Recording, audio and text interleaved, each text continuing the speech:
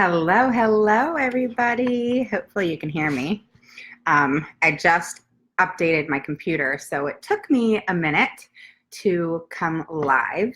I'm pulling up on my phone so that I can see who pops on and I can see all the things that you guys write, because I typically do not see that.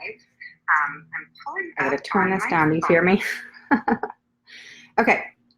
So today we're going to be talking about gaslighting. So stay tuned because I'm super excited about this topic. I think you will be, let's just say, I think you will agree with me that this is something that you have experienced in your IEP process. So my name's Raven Woods. I am a disability advocate and I work with parents to help with the overwhelm and crazy chaos that goes along with the IEP and the educational setting. I help parents really rock their IEP. So, that's why I came up with that name, because it's something that I truly do. I help them start at the beginning and really navigate the process of what they need to do to gather all the information that they need so that they can go into the IEP with knowledge and confidence and be the CEO of that meeting. So that's what I do. So going back to today, we are going to talk about what gaslighting means. Hello, hello. We're going to talk about why it's so important to be able to recognize it. And it's crazy because gaslighting does not, if you know the terminology of it, which I will explain, if you understand it, you'll realize that it happens in relationships, period. So it's not something that just happens in relationships, but you are having a relationship with the school system, whether that's good or bad. And gaslighting happens in that relationship 100%. I have experienced it many times. And I'll be honest with you, I did not recognize it in the beginning. It was when I started learning more and when I started recognizing that I needed to stop questioning myself and feeling crazy, that I wasn't crazy. And that it was actually a manipulation tactic that the school system actually learns. They actually go and learn this, especially the administration. And in business, in multiple different business organizations, larger businesses, they actually go and learn this tactic because it's a way to manipulate what it is that you want to happen, okay? So I have my notes, as I always do. Hello, how are you, Iman? Am I saying your name right? That's a really cool name. And you have a meeting today at 1? Oh my goodness, good luck. I hope you have a successful meeting. If you have any questions that I can answer, let me know, but I know it's almost 1 o'clock. Are you Eastern Standard Time? So today it's cold, guys. Is it cold in your area? I'm in the DC, Northern Virginia area, and it is chilly today. It was like 80 yesterday, and now it's chilly today. So, all right, so what is gaslighting, okay? Gaslighting is a tactic where a person or entity basically, in order to gain more power, basically make you think that what you're thinking or saying that they had said is wrong, okay? And it's done in a slow process. It is not done like at one IEP meeting. It's not done in one conversation. It's done in a process, okay? So it's a tactic for them to gain more power. Does that make sense? So I'm going to go through this really small. I have my notes so that, because I wanted to be able to go through this with you guys so that there was full understanding. So at the end, I want you to post a 1 below if you have ever experienced gaslighting, and I want you to post a 2 below if you have never experienced it. And I'm going to tell you right now that you are lucky because it happens so much in your IEP and in the conversations and relationships that you have. And some people may have a great relationship with their IEP team, and I'm so happy for that. I'm going to get to your questions in a second. But a lot of times we're still going to run into issues, and gaslighting is a big part of those issues. Okay. So many people who gaslight tell blatant lies, which the school system does do. Okay. And they'll outright lie to you. And it's something that you notice, but you don't say anything. Have you felt that you've done that before, where you just start questioning things like, am I crazy? What is going on? Like, why am I thinking this? You start doubting yourself. You start questioning their motives and how you're supposed to act. And you're just starting to feel paranoid and asking yourself again and again if you're nuts, if you're crazy. You start self-doubting yourself. And you just begin to question what is happening. Have you asked yourself, like, what is going on? Have you ever left an IEP meeting and you're thinking, like, what just happened? I mean, you're just trying to go through it and you're just like, what just happened? I don't know what just happened. And then you go about leaving, and then you start getting really, really mad. And you start questioning yourself, and you start saying, well, maybe I'm wrong. Maybe I am thinking and expecting things that they can't do. Maybe they're right. They're the ones who are certified and have the education in this area of education, and maybe I'm actually requesting things that is not good for my child. And you're just questioning yourself and asking yourself all these questions, and you start to feel nuts. You start to feel so crazy and worn down. And, what's interesting is gaslighting is used a lot in like cults and, different things that are negative, and is also done in relationships and unhealthy relationships. And unfortunately, it's actually quite popular. So when in talking about blatant lying, they'll tell you things, that you think are happening. For example, something is just not right. And this is a note I put for myself. And things just keep adding up, and you're questioning them and you're asking questions, and they straight out lie to you. And then you don't take action because they make it seem like what you had requested and what they were doing is a failure, and that's why things aren't working. And then you start questioning what was agreed and what was requested and they agreed to. And so that's where the denial comes in. And it's really a crazy situation that happens, but just hear me out here.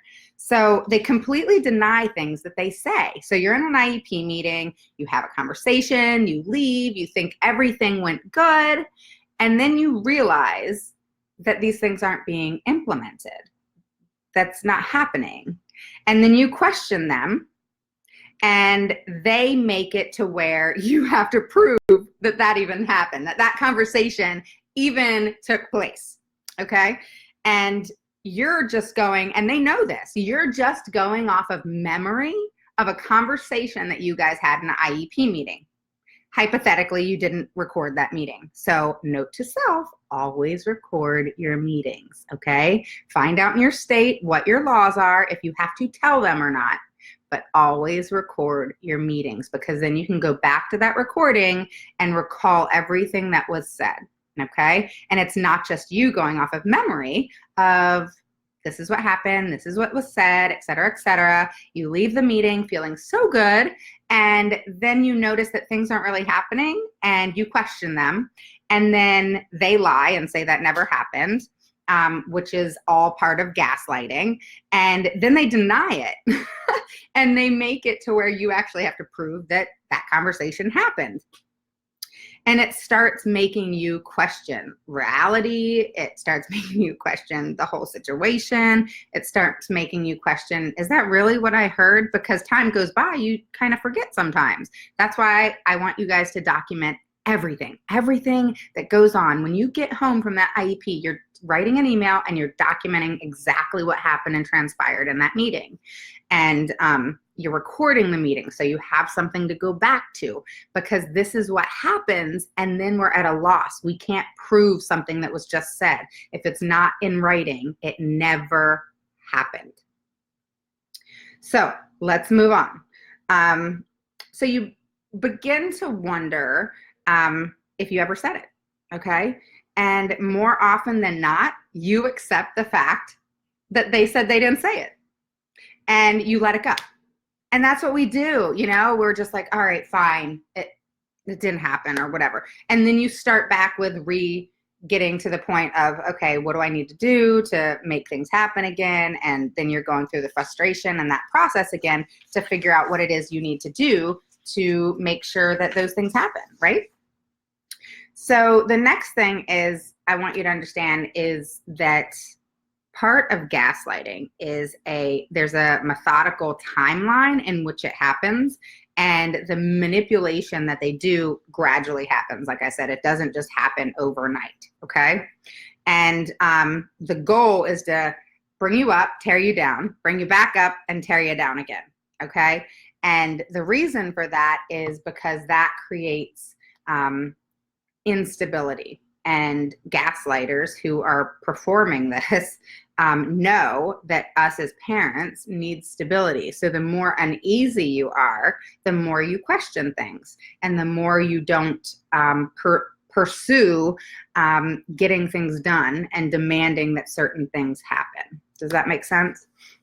So there's a confusion there, there's self-doubt there, there's just you questioning yourself and feeling crazy, and they know this, and they know that this is the things that happen, and they want you to question yourself. They want you to doubt yourself. They want you to not pursue them. They want you to not email them. They want you to not have things in writing, because then it's this back and forth. You question yourself. You feel crazy because things aren't happening, and you feel like, what is going on? And I'm going crazy. This was discussed at my IEP. Now it's not happening. Then I go back to them and I say, this is what happened. This is what you said. This is what you said you were going to do. They deny it. They then say, well, tell us when we said that, because that was never said by us. Then it's not implemented, and you feel like a wreck, right? And this is something you have to recognize, and you have to call them out on it. So in an IEP, you have to recognize if this is happening. Sit back and listen sometimes, and just listen to each person go through their stuff and what they're talking about, and try to recognize if things are being flipped. I'm really good at noticing when people, if I say, hey, I really don't like that you did this. I don't appreciate it, and I'd like it to not happen again. And just say that they flip it and make it about, well, you did this, and it happens in relationships too, right? Well, you did this, you did that. No, we weren't talking about me. We were talking about the issue that I'm having right now. Let's stick with that. If you have an issue with me, then let's talk about that later. That's not what we're addressing right now. So that's something you want to take note of. It's something you want to recognize, and you want to make sure that you are feeling comfortable in the IEP meetings, and you're feeling comfortable with what's going on, and you are noticing and becoming aware of these things that are happening, okay? So don't let yourself get confused. Don't let yourself question yourself. Just try to pay attention to what is going on so that you're aware of it happening, and you immediately put a stop to it, okay? You immediately stop it, and you say, look, you're switching around what I'm saying. I don't appreciate it. I don't appreciate the things that you're doing, okay? And I would appreciate you sticking to the subject and you sticking to what's going on. Justin, not right now. So here's the thing that you need to focus on. Is gaslighting is a form of abuse, and you can claim this, okay? You can make sure that you do not have this happen to you. Hang on one second, okay? Justin, I'm going live right now. Can you please take it downstairs? So this is what I want you to do. I have my son here. He just had surgery. So this is what I want you to do, is the next time you're in an IEP meeting, I want you to sit back and relax And I want you to go through your IEP meeting and listen to what they say, and go in there with confidence and take lots of notes, okay? Listen to what they're saying and go through them like I've taught you. Go through whoever's there. If it's OT, start with them and say, hey, what's going on? Make sure you get your goals 2 weeks ahead of time. Make sure you request these. You go in and you say, okay, OT, and you take your paper and you say, okay, I'm looking at the goals here. These are the notes that I've taken. These are the questions I have, and have them answer right there, okay? Put them on the spot. Let them answer you. And then when they answer, go through each question. Don't allow them to rush you, okay? So you go through question number 1. All right, so let's just think of a question. So my daughter's not writing the way she should write for a 3rd grader. We've been discussing this in 2nd grade, in 1st grade, and I'm seeing no improvement. Why is this? Don't let them say, well, you know, she does have a disability and things don't happen overnight. So we're gonna continue to work on this, and it's gonna be something that's always in her goals so that we continue to work on that. You then say, no, ma'am, each goal that is had each year needs to be something that is mastered. There are dates in which that goal has to be mastered. Why are you not listening to that and addressing it and focusing on mastering that goal? My child has a disability, but your job is to educate her. Your job is to make sure that there is improvement and academic success. And law states that academic success must happen, even if it's gradual. That's okay. Our kids have disabilities. But there should be an increase of goals and mastery of those goals within a period of time, okay? Most IEPs are a year, you know, from one year to the other, right? So January 1st to January 1st, and then you have to have your annual, right? Well, like I've told you, make sure you take that away and do it quarterly. Then you're able to stay on top of those goals. You're able to have the paper in front of you a week or 2 ahead of time. You're able to go through it, write down your notes, write down your questions. So you go into the IEP good and prepared with your questions about the goals for each service provider, teacher, special educator, etc. And you ask your questions and you make sure that those questions get answered. Do not let them, what I call half-assed, answer the question and then you say okay and move on. No. Say, I appreciate that answer. However, that's not my question. My question is, and repeat your question. Don't let them rush you. Take a step back and breathe, guys. Breathe, because they are going to rush you. Because if you're rushed, things happen really quick and you forget what's going on. You forget your questions. You get discombobulated, and then the IEP is done and you're like, what just happened? I didn't get anything I wanted. I didn't get anything responded to. I still have 50 million questions, and then you feel like a failure. Don't do that to yourself. You don't deserve it as the parent. Your child doesn't deserve it as your child who you're advocating for, and you are required by law to have your should I say required? No, not required. You are allowed to, by law, to get your questions answered. They have to answer your questions. They have to be direct in their answer. And if you don't understand, you say, I don't understand. Explain that to me again. Make them restate what they said. Write it down. Write everything down. Because then you can go back. If they ever say something, say, no. This is what you said on such and such date. You told me that this is what was going on. You didn't say what you just said. You said this.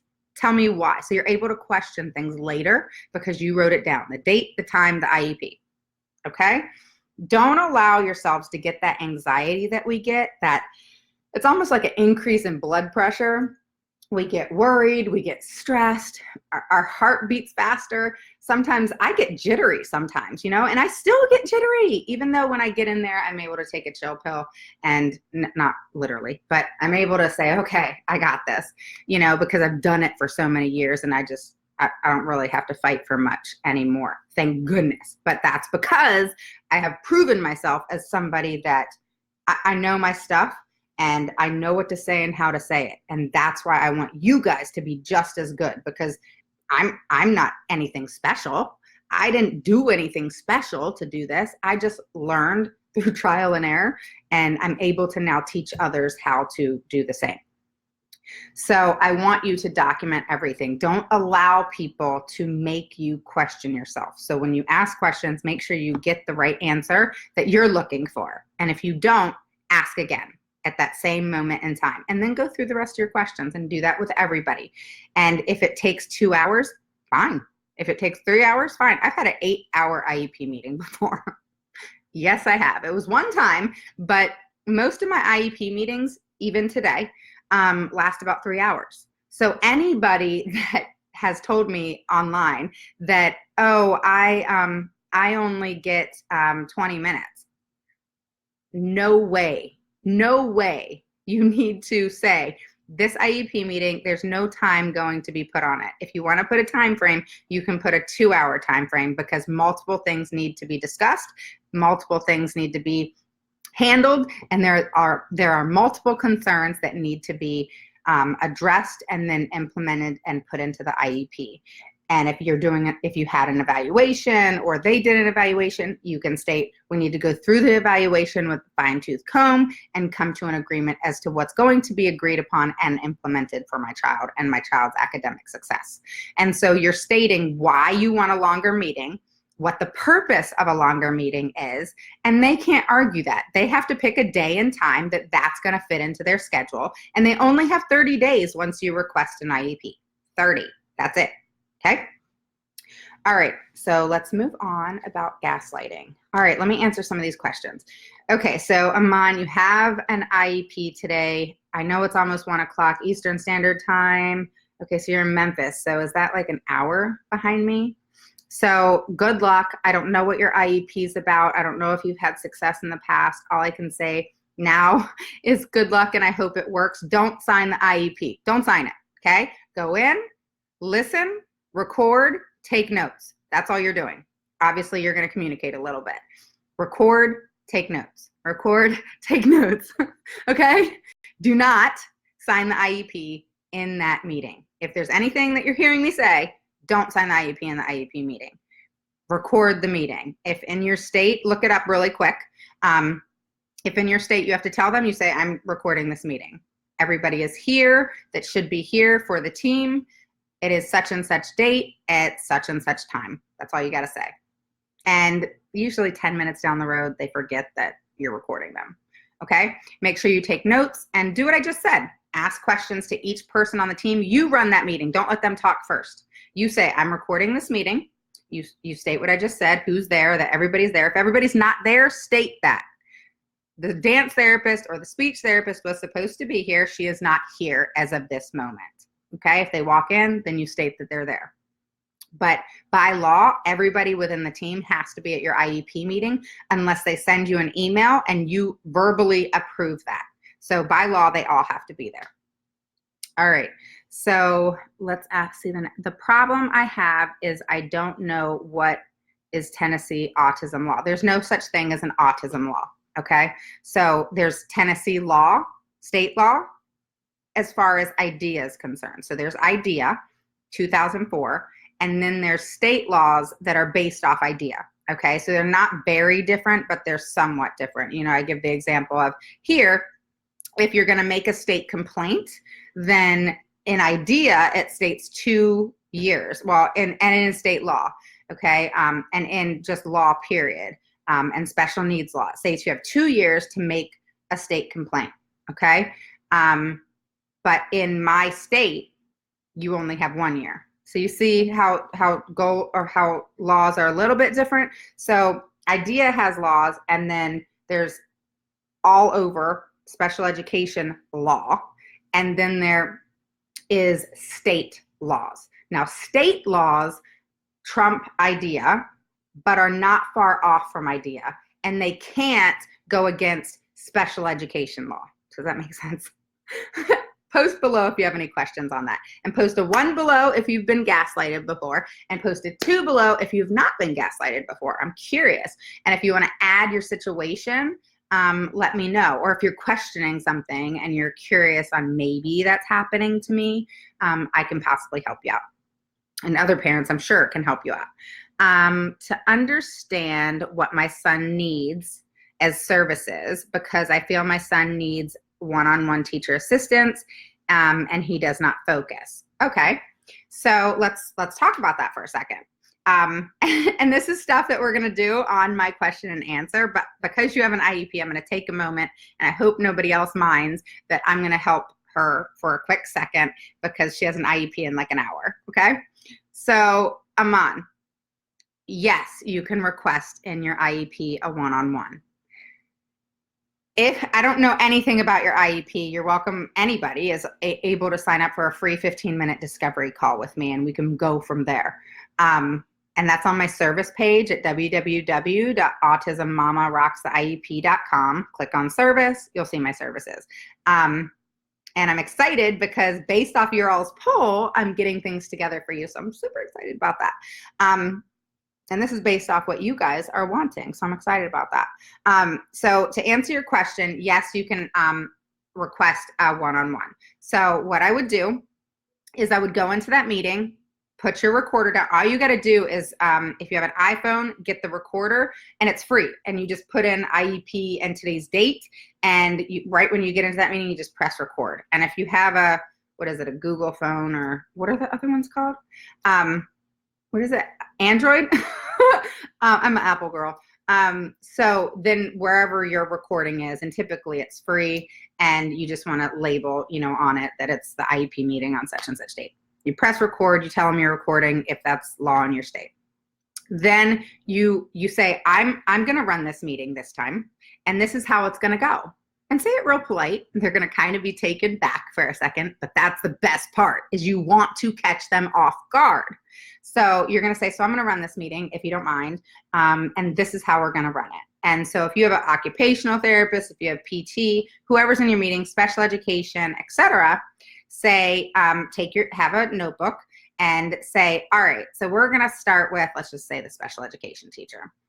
We're going to start with special ed, or you can start with a general ed teacher if they are mainstreamed, or if they're in the least restrictive environment, which is in a typical classroom, and they are not in special ed, which that's another subject that we're going to talk about, because I actually disagree with sometimes the least restrictive environment, because that's not always the best thing for your child.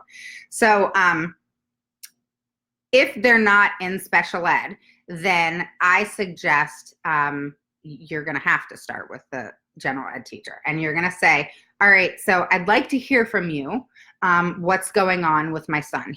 You're saying right here, he's not focusing, and he's not this, and he's not that. You need to state at least 3 concrete things about what is going on with your son. They've got to be valid, Iman, okay? So he's not focusing. Why do you think that is? As his mom, why is that? Why is he not focusing? Is it because there's distractions, you think, in the classroom? Have you been into his classroom to observe? Maybe you need to table this meeting and and schedule another one so that you can go into the school and observe him in the classroom, so that you have some concrete evidence to base your statements off of, because these are the things that parents aren't doing, and they're showing up in this IEP meeting and nothing to back up what they're requesting. And I don't mean to get hard on you, but this is what's happening, and it's so frustrating on your part, frustrating on my part because I don't want you to fail, and frustrating on your part because you're not getting the things that you're wanting and deserving for your child. So go to the IEP meeting, state your concerns, and make sure you at least name 3 concrete things. But you can't just say he's not focusing. Okay, he's not focusing. Why? Okay, he's not focusing because there's a distraction in the classroom, that a child's bothering him, that he's not focused on his schoolwork. And he's not focused on his schoolwork. Is he diagnosed with anything? Does he have ADD, ADHD? What's going on behind the scenes as far as your child? So you really need to think about this before you go in. Again, don't sign the IEP when you get there. And you may get there, listen to everybody, and say, you know what? I need to take some time. I'll take the IEP with me. Can you please print me out a draft? And I'll take it home and I'll think about the things that I feel are needed and appropriate for my child. Use those words. I will think about what's needed and appropriate for my child. So Aman, you're going to go into the IEP meeting. I'm going to tell you what to do right now, okay? You're going to go into the IEP meeting. You're going to talk to everybody at the meeting. You're going to take notes of what each person says, okay? You're going to ask any questions that you have. They're not stupid. Don't feel stupid for asking anything, okay? Don't feel stupid. Ask every question that your gut tells you to ask based on, and write down. Physical therapy said this. These are the questions you asked. The general ed teacher, this is what she said. These are the questions you asked. So that when you are done, okay, with the IEP meeting, write down for me. Do it for me. Write down who is in that meeting, what your child's diagnosis is, unless you want to post it here and you don't mind. Okay, I understand if you want privacy. And then let me know what each person says. If you want to schedule a free discovery call, then we can talk about what they said to you, okay? Then we can talk about your 3 concerns that you stated to them. And so anybody that's just coming on, I'm helping Aman. She has an IEP meeting in just a little bit, and I'm trying to help her, even though we're talking about gaslighting today. So let's do this just to help her, okay? I want to take the time to help her just because her meeting's soon. So I hope nobody minds. So just listen and state your 3 concerns for your child. Okay. One of them, obviously you said you want a one-on-one because of focus, but you gotta have something to back up that focus. All right. You gotta have substance.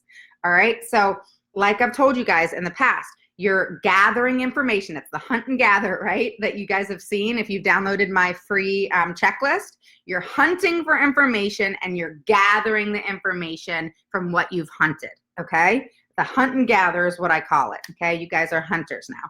And you're hunting down all this information so that you can gather it all together, create a case for your child, and then go and present it, just like an attorney. You are all now attorneys, okay, for your child. That's what an advocate does, is advocate based off the law for a child with a need that needs services to help them have academic success, okay? And you, the parent, are perfectly capable of doing that once you learn how to. So because you're meeting so quickly, just go in there, listen, ask questions to each individual person, state that you're actually going to run this meeting and you have lots of questions and you're going to get them answered today. And you state it just like that. You're going to get them answered today and you're going to leave the IEP meeting with your questions answered, or we're not getting up from here, okay? When you go in with purpose, when you go in with respect, but you're standing your ground, okay? And the reason for this, it's kind of like how they gaslight. You're all of a sudden coming in with oomph, with substance, with I'm going to get what's needed and appropriate for my child no matter what happens. And you can state that. I don't feel bad about it at all. The first couple things that I state in an IEP meeting is this is how it's going to go. And I tell them, I'm going to go through each person. I'm going to ask my questions. I'm going to take notes and I'm going to ask you questions based off the goals that you have given me. So if you don't have the goals, you need to ask for the goals the minute you walk into that meeting. You then need to listen to them. But you also need to state, I want you to know that I have done work. I have worked with other people and I am no longer going to accept anything less than what's needed and appropriate for my child. So I just wanted y'all to know that. And I know that's what you want too. So there's that reverse psychology of, I know you guys want that too, right?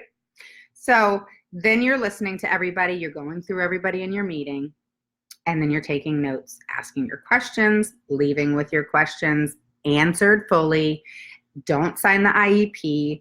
Set up a free 15-minute discovery call with me and we'll go over everything that had occurred in your IEP meeting.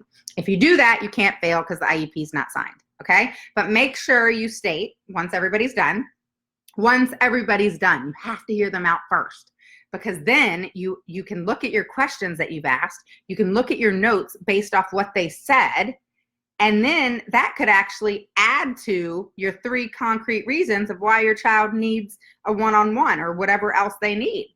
So you got to understand that the reason you're asking your questions, the reason why you're listening to them, is a lot of times they give you information that you can use. It's genius. It's a genius process, okay? And once you learn the process, you're going to nail it, I promise. So hopefully that helps you. You may have checked off here. I hope you hear this. Okay, I got tons of more questions. All right, so we're going to go through this. Humanity First asks, hope you don't delete the live. Need to watch it later. Not a problem. They stay on, plus they go on YouTube. Nairobi says, by law, a team should be present. What happens if they're not all present? Then they didn't stay consistent with the IEP, and they didn't abide by the law. By law, they have to all be there unless they email you and you, the parent, email back and say, not a problem, you don't have to be there. So they're not implementing the IEP, and they have gone against the IEP and the laws that are within that, okay? So it 100% is against the IEP and against the law to not all be there unless approved by administration and approved by the parent. So if they're not all there, you document it, you state it in the meeting, make sure you record the meeting, you state it in the meeting on recording and say, everybody is here with the team except for, and I, the parent, did not approve that, okay? So you're documenting that, and you actually can make a state complaint and they would be founded for it. Okay, so hopefully that answers that question. So that is against the IEP. They're not implementing it and following it. Okay, and that's any IEP. It doesn't have to be in there word for word. That's just law. Okay. Angie says, I had no luck getting a one-on-one. This is why I have to get an advocate. Okay, so I would have to ask you, you too are welcome to set up a discovery call. We actually talked about advocates yesterday when I got on. You don't have to get a state advocate. You can actually get an advocate that's actually going to teach you the knowledge you need to be confident in your IEP. You don't need someone sitting beside you holding your hand. You don't. You're strong. You're a mom. You're a warrior, and you got this. So just learn the things. And I told people yesterday, that could be me. That could be somebody else that you mesh with. I know I'm not for everybody. I'm definitely a go-getter, no BS person. And I let you know what you need to do, how you need to do it, how you need to implement it, the things that need to be said, the things that they may say that you may need to have something to jump back with. And I teach it all to you because I feel like you got to be prepared. You got to be on your toes. You got to know what you're doing. You got to go in there with oomph and power, and just like they do, because they think they run the show. Now you go in and run the show. You're going to take them back. They're going to have to sit back and listen to you, and you're going to state why they have to listen to you and how that's law, that what you think and feel as part of the team is law. They have to follow that. They have to hear you out, and they have to take into consideration what you said, okay? And everything that parents state in an IEP meeting, this is for everybody, it has to go into parent concerns. Make sure that your concerns, everything that you said, don't leave anything out. Make sure everything is in the parent concerns in that IEP, okay? So hopefully that answers your question. And you're not gonna not have luck in a one-on-one. That's a discussion we're gonna talk about on a live, but everybody can get a one-on-one. But there has to be a need. It has to be something where without the one-on-one, there's not progress. There's regression. There's behavior issues. You can get a one-on-one just based off behavior alone, okay? It is not easy. It is a fight, but you can get it, and it is something that is required of them to provide if your child needs it, based off behavior, based off their disability, and that being impacted by their education, and there's a regression or there's issues that are causing concern, that a one-on-one would help and support them, okay? So no, not everybody is required a one-on-one. No one is just given a one-on-one. That takes time and money, and school systems don't like that. So you have to fight for it. That's a discussion we will have. Angie, so hopefully I answered your question. Sarah, I have a team meeting at 3 o'clock. I'm terrified. Okay, I feel for you. Thank you so much for the training. No problem. Why are you terrified? If you're willing to respond to that, or you can message me privately, but I encourage parents to post it here just because it helps other parents. So let me know why you're terrified and how I can help. Angie, again, I was told I couldn't come to the classroom because of HIPAA reasons. That's bullshit. You absolutely can go into the school. Some schools allow you to, you have to make an appointment. Some schools allow you to just walk in, okay? So you have to find out their rules, because schools are a lot more secured now because of guns and other things, which is a good thing. And if you have to make an appointment, fine, make 3. Make sure you make 3. Right then and there, I'm making 3. But there's no reason you can't go into that classroom, and that is not allowed. Okay, HIPAA is true. HIPAA is with medical, it's with other things. They can't, what that means is they can't give you other children's information. But you going into that classroom is only visually seeing that child. That's not knowing their history. That's not knowing their disability. And honestly, HIPAA is something that's told, is given. Does that make sense? So you have to give someone's information. You have to show them someone's information to where I can actually see their personal medical or what's going on in their issues, and actually disability law, okay? So you go to Costco and see somebody with a disability. Same thing, go in the classroom. You see someone with a disability. You can drive down the street and see someone with a disability. Is that HIPAA? No. Just like going into the classroom. That's not HIPAA. That's so incorrect. I've been into the classroom so many times. So I guess my county multiple times has gone against HIPAA law, because that's not true at all. So you need to definitely be on top of that. Thank you, Iman. I'm glad it's helpful information. Barbara says, how can I focus the school to list autism as a reason for disability? Okay. They don't have to list autism as a reason for disability, because autism is a disability. So they have to note that if you've shown them medical records and so forth that your child has been diagnosed with autism, they can't leave that out. By law, they have to put it in to your IEP that your child was previously diagnosed by a medical doctor as having autism. And again, the disability does not require them to have an IEP unless they are impacted by their disability in education. So meaning the disability affects their ability to be educated, or they are in need of services so that they can have academic success in the educational arena. Does that make sense? So you saying that autism as a reason for disability? No. Autism is a disability, and autism does need to go into the IEP, especially if you've given them paperwork to see, don't hand it over, stating that a medical doctor or clinician has diagnosed them. Only list language delay, etc. Only qualified for IEP due to their testing, nothing due to autism. Okay, so maybe the autism doesn't impact their disability, or not their disability, their education. I don't know, because I'm just going by what you're saying.